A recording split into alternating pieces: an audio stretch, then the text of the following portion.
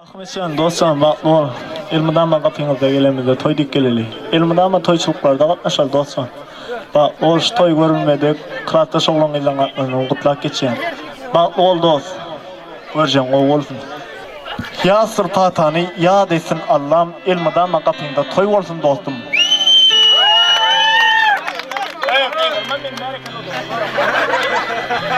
Ya sırtatanı ya desin Allah'ım ilmidan kapıyında toy olsun dostum. Toy saçağını açıp nağınlıqmat iyeli ilmidan kapıyında toy olsun dostum. Pervallar göresin bilini kuşap, atlar çapılsın, koçlar süzüşsün, kim necesine toy serpaylar yapılsın, ilmidan kapıyında toy olsun dostum.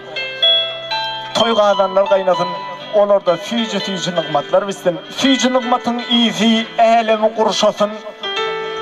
Çar taraftan sizlerin toyunuza mihmanlar gelsin, ilmidan toyun kapıyınızda toy deyip olsun dostum. Yine 9 aydan yaş beven seçtiler sizin uyunuzdan. Onu okuwan enen atan barjasını yayradar.